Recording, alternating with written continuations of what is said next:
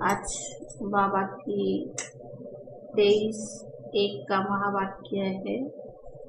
सारे मीठे बच्चे, पवित्रता बिना भारत स्वर्ग नहीं बन सकता।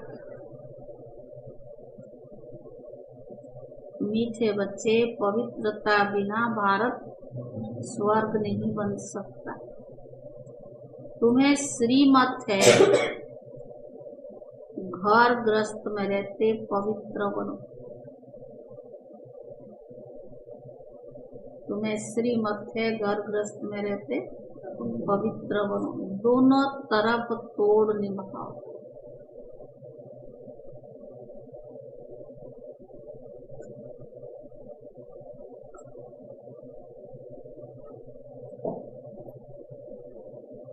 प्रश्न है, दूसरे सत्संग आश्रम से यहाँ की कौन सी रस्म बिल्कुल न्यारी है?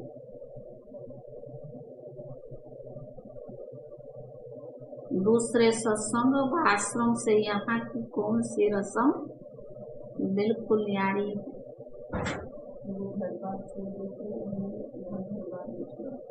घरबार नहीं छुड़वाते।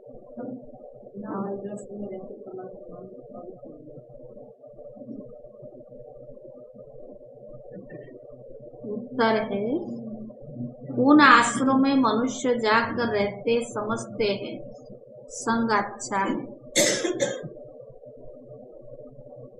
उन आश्रमों में मनुष्य जाकर रहते समझते संग अच्छा है। घर आदि का हंगामा नहीं है। एम ऑब्जेक्ट कुछ नहीं।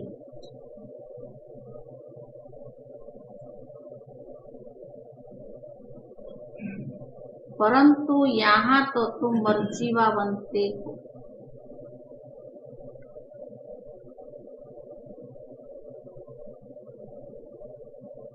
तुम्हें घरवार नहीं छुड़ाया जाता।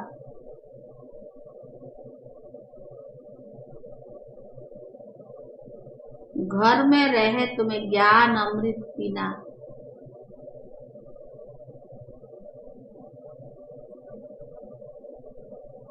रूहानी सेवा करनी है।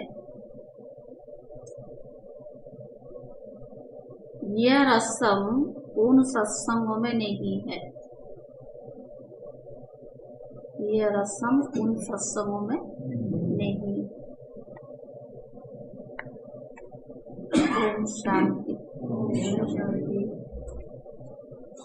बाप बैठ बच्चों को समझाते हैं, क्योंकि बच्चे जानते हैं कि बाप ही आकर समझाते। इसीलिए घड़ी घड़ी शिव भगवान उवाच कहना भी अच्छा नहीं लगता है। वो गीता सुनाने वाले कहेंगे कृष्ण भगवान उवाच। वह तो होकर के गए हैं। कहते हैं श्री कृष्ण ने गीता सुनाई थी, राजयोग सिखाया था। यहाँ तो तुम बच्चे समझते हो शिव बाबा हमको राजयोग सिखला रही है, और कोई सत्संग में नहीं जहाँ राजयोग सिखाते हो। बाप कहते मैं तुमको राजाओं का राजा बनाता हूँ। वह तो सिर्फ कहेंगे कृष्ण भगवान उवाच मनमना भव। कब कहा था? तो कहते 5000 वर्ष पहले। कोई कहते क्राइस्ट से 3000 वर्ष पहले।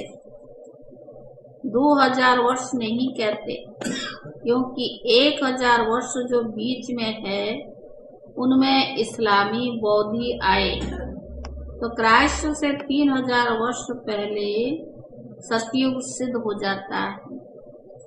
हम कहते आज से 5000 वर्ष पहले गीता सुनाने वाला भगवान आया था और आकर देवी देवता धर्म स्थापन किया था। अब 5000 वर्ष के बाद फिर से उनको आना पड़े, यह है 5000 वर्ष का चक्कर। बच्चे जानते हैं कि बाप इस द्वारा समझा रही है। दुनिया में तो अनेक प्रकार के सत्संग है, जहाँ मनुष्य जाते हैं, कोई आश्रम में जाकर रहते भी है, उसको ऐसे नहीं कहेंगे कि माता पिता के पास जाए जन्म लिया, वह उनसे कोई वर्षा मिलता है। नहीं, सिर्फ वो संग अच्छा समझते हैं। वहाँ घर आदि का कोई भी हंगामा नहीं होता है। बाकी एम ऑब्जेक्ट कुछ नहीं, और सत्संग में एम ऑब्जेक्ट कुछ नहीं। यहाँ तो तुम कहते हो हम माता पिता के पास आए, यह है तुम्हारा मर्जी व जन्म। वह लोग बच्चे को अडॉप्ट करते हैं तो जाकर उनका घर बसता है। यहाँ तो वो रस्म नहीं कि पियर घर ससुर घर को छोड़कर यहाँ आकर बैठ जाओ, यह तो हो ही नहीं सकता। यहाँ तो ग्रस्त में रहते कमल फूल समान रहना है। कुमारी है बा कोई भी है, उनको कहा जाता घर में रहो, रोज ज्ञान अमृत पीने जाओ, पीने के लिए आओ, नाले समझ कर फिर औरों को भी समझाओ। दोनों तरफ तोड़ निभाओ, ग्रस्त व्यवहार में भी रहना है, अंत तक दोनों तरफ तोड़ निभाना है। अंत में यहाँ रहे या वहाँ रहे, मौत तो सबका आना है। कहते राम गोए रावण गोए, वैसे नहीं कि सभी को यहाँ आकर रहना है। यह तो निकलते तब है जब विष के लिए उन्हों को सताया जाता है। कन्याओं को भी रहना घर में है, मित्र संबंधी आदियों की भी सर्विस करनी है। सोशल वर्कर तो बहुत है, गवर्नमेंट इतने सबको तो जो अपने पास रख नहीं सकते, वो अपने ग्रस्त व्यवहार में भी रहते हैं, फिर कोई ना कोई सेवा भी करते हैं। यहाँ तो तुमको रूहानी सेवा करनी है, ग्रस्त व्यवहार में भी रहना है। हाँ, जब विकार के लिए बहुत तंग करते हैं तब आकर ईश्वरीय शरण लेते हैं। यहाँ विष के कारण बच्चियां बहुत मार भी खाती है, और कहाँ भी ये बातें नहीं है। यहाँ तो पवित्र रहना पड़ता है, गवर्नमेंट भी पवित्रता चाहती है। तो बाबा का पॉपुलेशन कितना बढ़ गई, तो इसलिए गवर्नमेंट भी पवित्र रहना चाहते हैं। परंतु ग्रस्त व्यवहार में रहते पवित्र बनाने की ताकत कोई भी साधु सन्यासी में नहीं, ईश्वर में ही रहती है। समय ऐसा, बाबा ने कहा समय ऐसा है, गवर्नमेंट भी चाहती है कि बच्चे जास्ती पैदा ना हो, क्योंकि गरीब बहुत है, तो चाहते हैं भारत पवित्रता हो और बच्चे कम हो। बाप कहते बच्चे पवित्र बनो तो पवित्र दुनिया का मालिक बनेंगे। यह बात उन्हों की बुद्धि में है नहीं। भारत पवित्र था, अब अपवित्र है। सभी आत्माएं खुद भी चाहती है कि पवित्र बने, यहाँ दुख बहुत है। तुम बच्चे भी जानते हो, पवित्रता के बगैर भारत स्वर्ग नहीं बन सकता। नरक में तो है ही दुख, अब नरक और कोई चीज नहीं है। जैसे गरुड़ पुराण में दिखाते हैं कि बैतरणी नदी है जिसमें मनुष्य गोते खाते रहते हैं। अरे ऐसे तो कोई नदी नहीं जहाँ सजाए खाते। तो बाबा ने कहा सजाए तो कहाँ मिलता, सजाए कहाँ मिलता, नदी में थोड़ी, गर्भ जेल में। तो बाबा ने कहा गर्भ जेल में मिलती है। सतयुग में तो गर्भ जेल होता नहीं जहाँ सजाएं मिले, गर्भ महल होता है। इस समय सारी दुनिया जीती जगती नरक है, जहाँ मनुष्य दुखी और रुग्गी भी है। एक दो को दुख देते रहते हैं, स्वर्ग में कुछ होता नहीं। अब बाप समझाते तुम्हारा बेहद का बाप हूँ, मैं रचयिता हूँ, तो जरूर स्वर्ग नई दुनिया ही तो रचूंगा।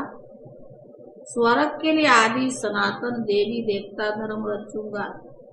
कहते तुम मात पिता कलप पहले राजयुग सिखाया था।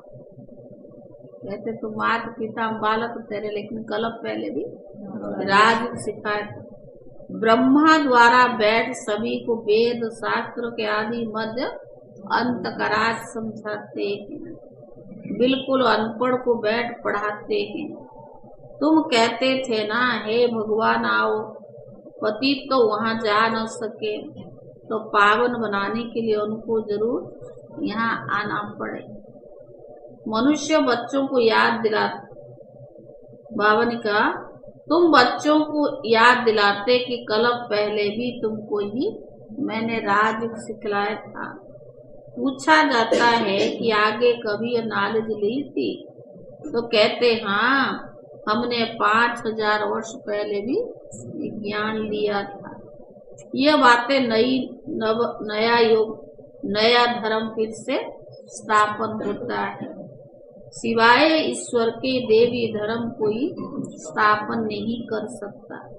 ब्रह्मा विष्णु शंकर भी नहीं कर सकते, क्योंकि वो देवताएं स्वयं रचना है। स्वर्ग का रचयिता माता पिता चाहिए। तुमको सुख घनेरे भी यहाँ चाहिए। बाप कहते रचता तो मैं हूँ, तुमको भी ब्रह्मा मुख द्वारा मैंने रचा है। मैं मनुष्य सृष्टि का बीज रूप हूँ।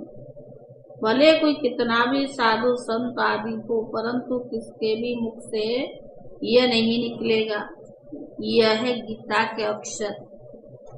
परंतु जिसने कहा है वही कह सकता है, दूसरा कोई कह न सके।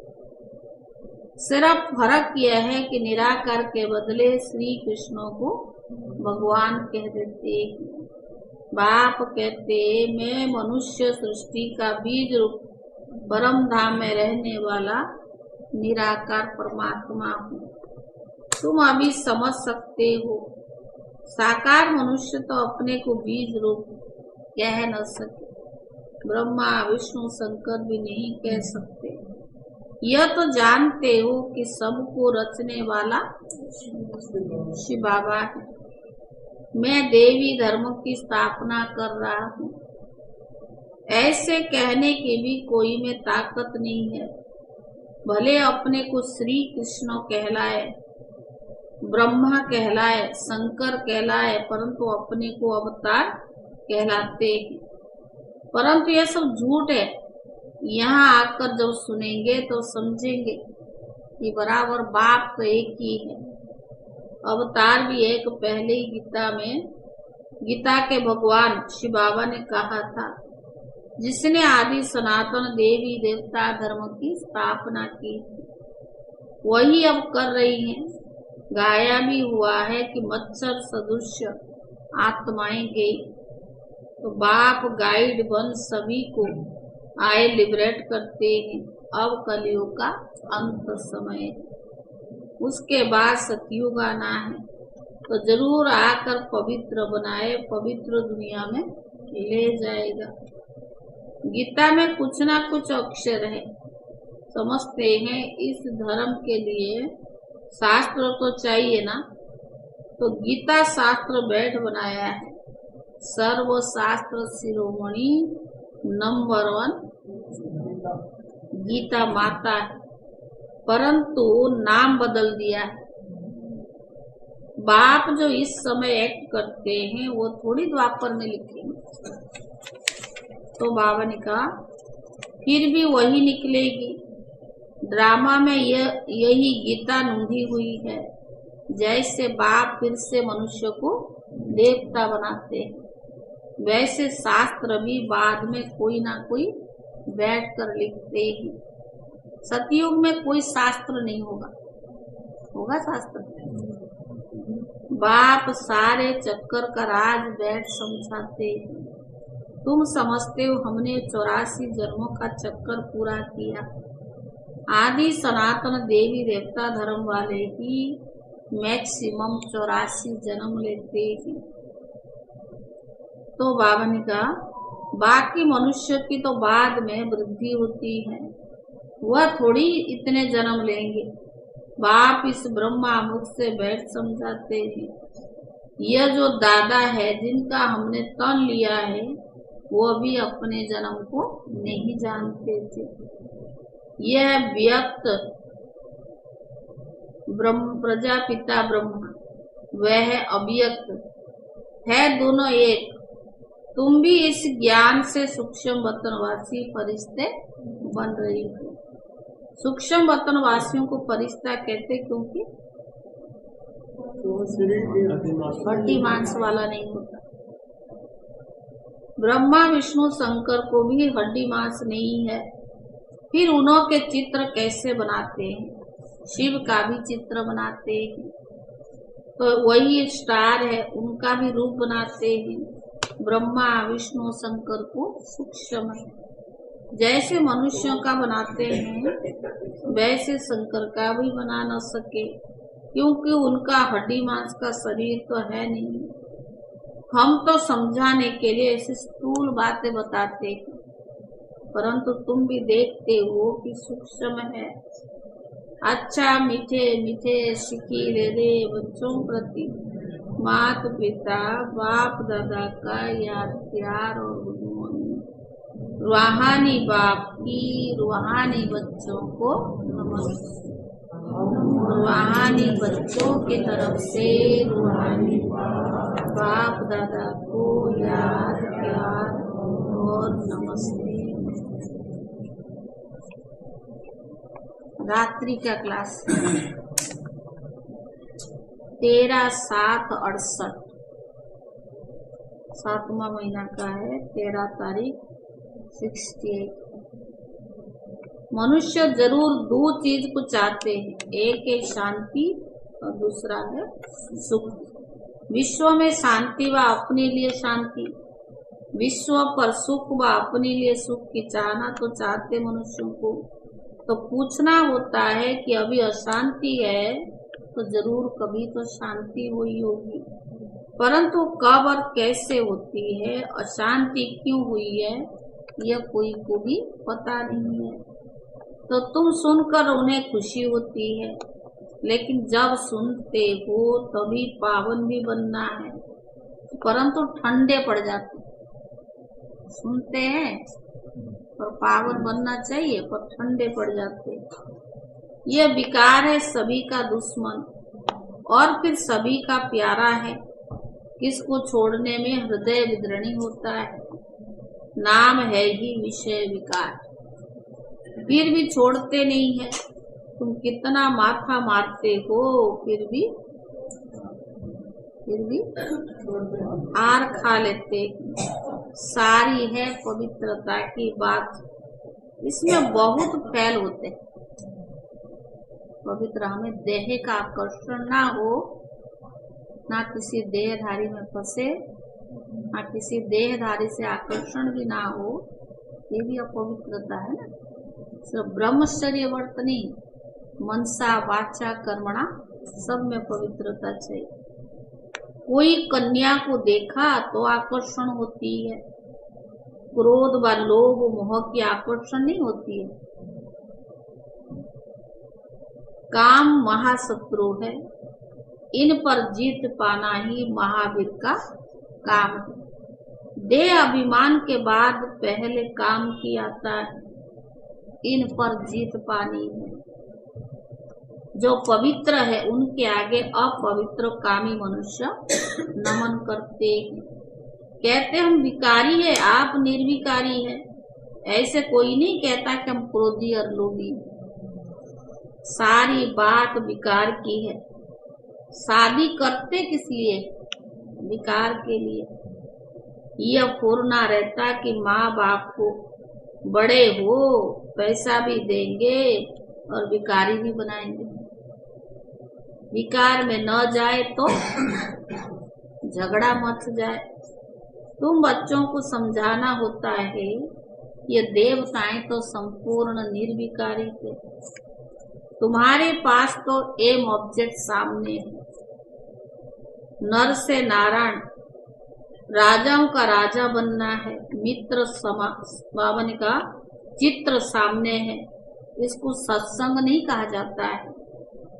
यह पाठशाला है। सच्चा सत्संग सच्चे बाप के साथ तब हो जब सन्मुख राज सिखावे। सत का संग चाहिए, वही गीता ज्ञान देते हैं तथा राज सिखलाते हैं। बाप कोई गीता सुनाते नहीं है। मनुष्य समझते हैं नाम है गीता पाठशाला, जो आकर गीता सीखने। इतनी कशिश होती है ये सच्ची गीता पाठशाला, जहाँ 1 सेकंड में सदगति, हेल्थ, वेल्थ और हैप्पीनेस भी मिलती है। तो पूछे सच्ची गीता पाठशाला क्यों लिखते हो? सिर्फ गीता पाठशाला लिखना कॉमन हो जाता है। सच्ची अक्षर पढ़ने से सच्ची गीता पाठशाला, तो सच्ची अक्षर डालने से खींच हो सकती है। शायद कोई झूठ भी है, जो सच्ची अक्षर जरूर लिखना पड़े। पावन दुनिया, सतयुग पति दुनिया कलयुग को कहा जाता है। सतयुग में ये पावन थे, कैसे बने सो सिखलाते हैं। बाप ब्रह्मा द्वारा ही तो पढ़ाते हैं, नहीं तो पढ़ाएंगे कैसे? ये यात्रा समझेंगे वही जिन्होंने कल पहले समझा होगा। भक्ति मार्ग के दुबन में फंसे हुए हैं। भक्ति का भूमिका भी बहुत है। यह कुछ भी नहीं है, सिर्फ स्मृति में रखो। यह भी हमें वापिस घर जाना है, पवित्र बनकर जाना है। इसके लिए याद में रहना है। बाप जो स्वर्ग का मालिक बनाते हैं, उनको याद नहीं कर सकते हो। मुख्य बात यह है, सभी कहते इसमें ही मेहनत है। बच्चे भाषण तो अच्छा करते हैं, परंतु योग में रहकर समझाए तो असर भी अच्छा होगा। याद में तुमको ताकत मिलती है। सतो प्रधान बनने से सतो प्रधान विश्व के मालिक बनेंगे। याद को निष्ठा कहेंगे क्या? हम आधा घंटा निष्ठा में बैठे, ये रॉन्ग। बाप सिर्फ कहते याद में रहो, सामने बैठे सिखलाने की दरकार नहीं। बेहद का बाप को कैसे याद कर? बहुत बहुत लव से याद करना, क्योंकि बहुत खजाना देता है। तो खजाना देते उसको याद करते या नहीं? याद से खुशी का पारा चढ़ना चाहिए। भगवान मिल गया, याद से खुशी का पारा चढ़ना चाहिए। अतीन्द्र सुख फील होगा। बाप कहते तुम्हारी लाइफ बहुत वैल्यूबल है, इनको तंदुरुस्त रखना है। जितना जिएंगे उतना खजाना ले लेंगे। खजाना पूरा तब मिलेगा जब पूरा सतो प्रधान बन जाएंगे। मुरली में भी तो बल होगा ना, तलवार में जौहर होता है ना। तुम्हारे में भी याद का जौहर पड़े तब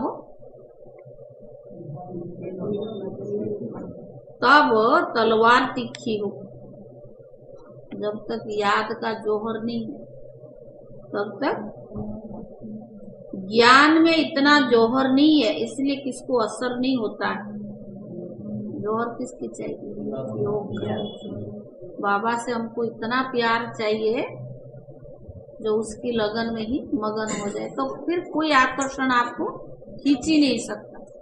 ना कोई व्यक्ति, ना वस्तु, ना वैभव, कहाँ भी बुद्धि तभी नहीं जाएगी तो बाबा से। एक बाबा के लिए ही तो जीवन दिया, एक बाबा के लिए ही तो उनको अपना बनाया।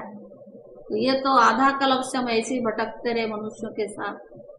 भगवान के बनने के बाद भी अगर हमारी बुद्धि किसी व्यक्ति, वस्तु, वैभव में जाता है तो भगवान की तरफ आकर्षित नहीं होगा।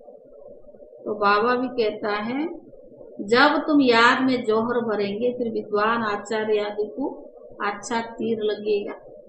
इसीलिए बाबा कहते, बच्चे चार्ट रखो। यही कहते, बाबा को बहुत याद करो, परंतु मुख नहीं खोलता। तुम याद में रहो तो विक्रम विनाश होंगे। अच्छा, बच्चों को गुड नाइट। रात्रि की क्लास थी ना। धारणा के लिए मुख्य सार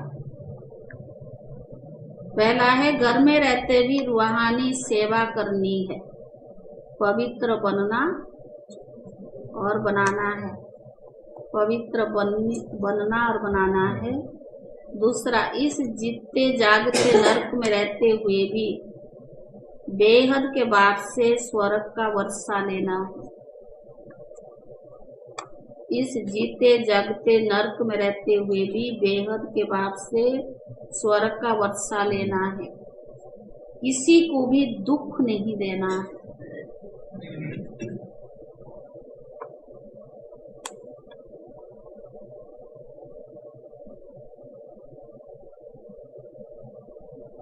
वरदान, अपनी सर्व विशेषताओं को कार्य में लगाकर उनका विस्तार करने वाले सिद्धि स्वरूप भव।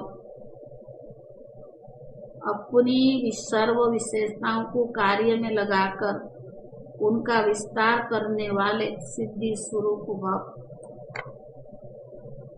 जितना जितना अपनी विशेषताओं को मनसा सेवा व वाणी और कर्म की सेवा में लगाएंगे, जितना जितना अपनी विशेषताओं को मनसा सेवा व वाणी और कर्म की सेवा में लगाएंगे तो वही विशेषता विस्तार को पाती जाएगी। वही विशेषता विस्तार को पाती जाएगी। सेवा में लगाना अर्थात एक बीज से अनेक फल प्रकट करना। सेवा में लगाना अर्थात एक बीज से अनेक फल प्रकट करना।